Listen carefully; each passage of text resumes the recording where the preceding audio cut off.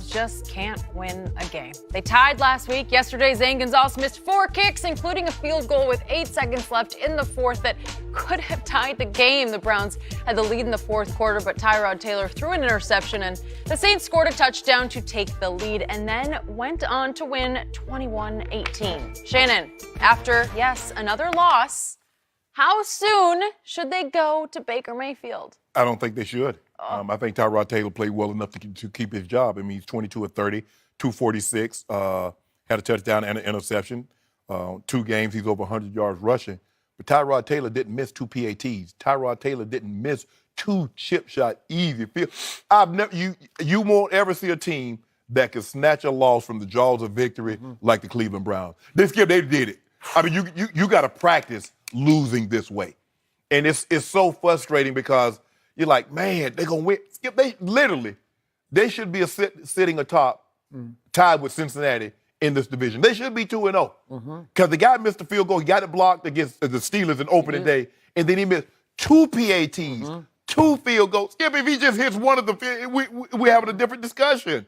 This was horrible. No, but I don't believe Tyrod Taylor is played bad enough. Now, if he had played like he did against the Steelers, I'm saying, you know what, Skip, it's time to go ahead and move on. But I do not think at this point that Baker Mayfield should supplant Tyrod Taylor as the starting quarterback.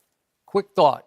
Guess who has kicked the most field goals in the history of college football? How about Zane Gonzalez, that kicker in question for the Browns? Guess who's kicked the second most field goals in the history of college football?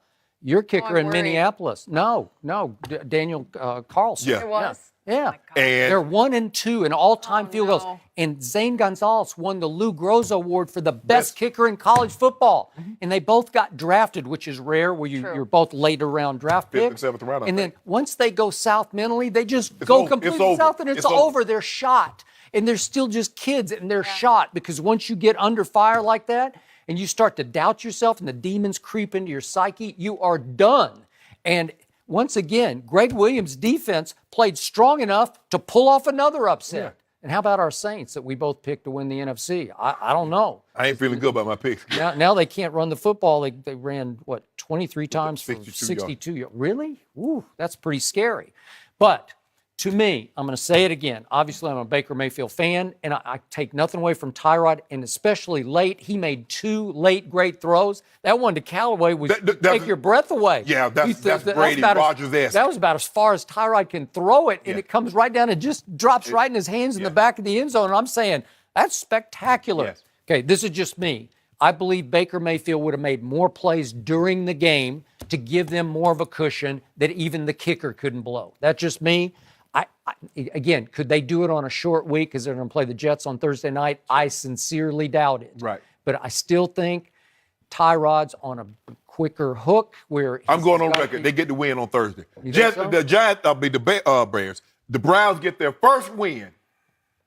They should. Really? Well, they should. Yeah. I told you, you disagreed with me, but I said Miami will beat the Jets. Sam Darnold threw a couple of picks because he's got a history of throwing picks. So I don't disagree. This is a game they should win. But if they don't win this one, it's Baker Mayfield time because they'll have 10 days to get him ready. I'll agree with you. I believe if they do not win this game on Thursday night, Baker Mayfield is coming. We'll start the next game. But the shock of the year to me is that Greg Williams' defense has done a number on Roethlisberger. What did he end up with, 5? I think they sacked him 5 or 6 times. No, but they picked him off. Yeah. They picked him off 5 times. Yeah, 5 times. He threw nothing yesterday. He had no turnovers yesterday. And they sacked him about 3 or 4 times. They did, and then they do a pretty good number. They sacked Breeze. Breeze, he had 243 yards, but it took to the last drop for him to get that, and he had a couple late great passes. But it took him 35 attempts to get that 243. Yeah. And how about Mike Thomas? He just keeps catching balls, man. Yeah. About 12 more balls. 12 for 89. But the Browns, if you think about it, arguably the greatest kicker ever, Adam Vinatieri, if I'm not mistaken, was an undrafted free agent. Look at the guy. Look at the guy at Florida State.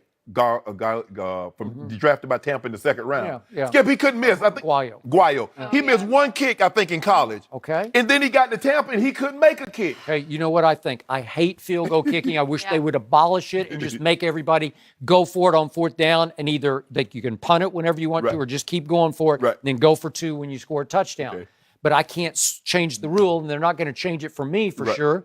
So when Adam Vinatieri became a free agent, when New England finally said that's enough, and when Indy the first time around said we're going to give him a lot of money, I said bully for them, because he will be worth every penny you pay him. Is he not still worth it? Yes. And because has he ever had a slump in his career? In the most part, Skip, when guys get these guys, they normally stay in a place for decades. You look at Adam Vinatieri, I think he stayed there for about 10 years, and then they got Gostkowski. He's been there for all the time. We had Jason Elam, and he was there for, 10, really 12, 13 years. So when you get one, you better hold on to him. There aren't very many. No.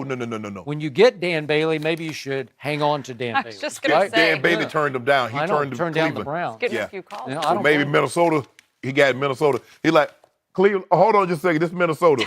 I'd be fine with that. All right, is it time to believe in Fitzmagic? Social media sure loves him. We'll discuss next. And I won't back down. Oh, wow.